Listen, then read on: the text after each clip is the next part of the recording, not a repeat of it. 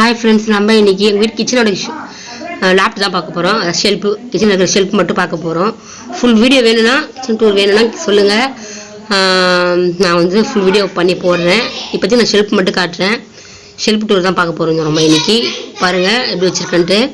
நான் வந்து தேவையான அளவுக்கு மட்டும் தான் பாத்திரத்தை வச்சுருக்கேன். நிறைய பாத்திரம் எடுத்து போட்டுக்கல. எனக்கு அதுனா அளவோ எங்களுக்கு அந்தளவு தான் பார்த்தீங்கன்னா பாத்திரத்தை நான் அடுக்கி வச்சுருக்கேன். என்னால் முடிஞ்ச அளவுக்கு நான் அடுக்கி வச்சுருக்கேன்.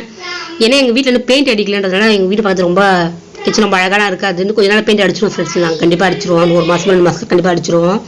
ஏன்னா வீட்டை வந்து பார்த்தீங்கன்னா கொஞ்சமாக தான் நாங்கள் வீட்டை வந்து கொஞ்சமாக தான் டெவலப் பண்ணிகிட்டு இருக்கோம். பார்த்தீங்கன்னா ஃபஸ்ட்டு சீட் போட்டிருந்தோம்.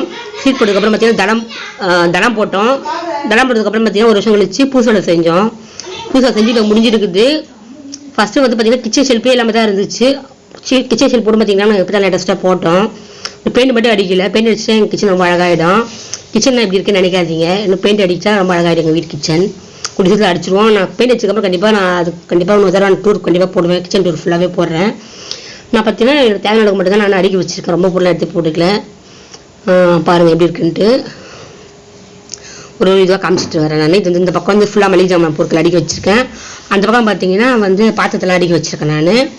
நான் ரொம்ப கம்மியாக தான் வச்சுருக்கேன். ஏன்னா அதிகம் எடுத்து போட்டுக்கல. நான் முடிஞ்ச அளவுக்கு நான் அடுக்கி வச்சுருக்கேன் ஃப்ரெண்ட்ஸ். இந்த வீடியோ எப்படி இருந்துச்சுன்றதை கமெண்ட் பண்ணுங்கள். அதான் எனக்கு கொஞ்சம் ரொம்ப வருத்தமாக தான் இருக்குது. பெயிண்ட் அடிக்காமல் நல்லா தான் அடுக்கி வச்சாலும் கிச்சன் வந்து ரொம்ப அழகாக இருக்க மாட்டேங்குதுன்னு தான் அஷ்டாருக்கு சொல்லியிருக்காரு. கூடிய சீக்கிரத்தில் 1 மாதமோ 2 மாதம் டைம் சொல்லுவாங்க எங்கள் வீட்டுக்காரு. கட்சி பண்ணியிருக்காரு. ஏன்னா படிப்படி தான் நாங்கள் ஏன்னா ரொம்ப கடன் வாங்கக்கூடாது சொல்லிவிட்டு நாங்கள் கொஞ்சமாக எங்கள் வீட்டுக்கார வருமானத்தில் கொஞ்சமாக சம்பாதிக்க நாங்கள் கொஞ்சம் வேலையை செஞ்சுட்ருக்கோம். ரொம்ப கடன் வாங்கலை. நாங்கள் கடன் வாங்கி செய்யணும்னா செஞ்சிடலாம். அதுக்கப்புறம் கஷ்டப்படுறது யார்? நம்ம தானே கஷ்டப்படணும். கடன்காரங்க வந்து தேவையான கேள்விலாம் கேட்பாங்க. அதனால் வந்து நாங்கள் வந்து ரொம்ப கடன் வாங்கி போட்டுக்கல ஃப்ரெண்ட்ஸ். நாங்கள் கொஞ்சமாக வருமானம் வர நாங்கள் கொஞ்சம் வேலையை நாங்கள் செஞ்சுக்கிறோம். அதனால் வந்து இப்படி இருக்குது. கிச்சனில் பெயிண்ட் அடிக்காமல் இருக்குதுன்னு நினைக்காதீங்க. நாங்கள் படிப்படியாக செஞ்சுருவோம்.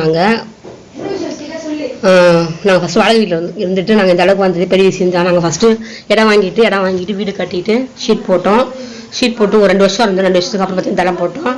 இந்த வீடியோ பிடிச்சிச்சா மறக்காமல் லைக் பண்ணுங்கள், ஷேர் பண்ணுங்கள், சப்ஸ்கிரைப் பண்ணுங்கள் ஃப்ரெண்ட்ஸ். Bye friends. அடுத்த மாதிரி பார்க்கலாம்.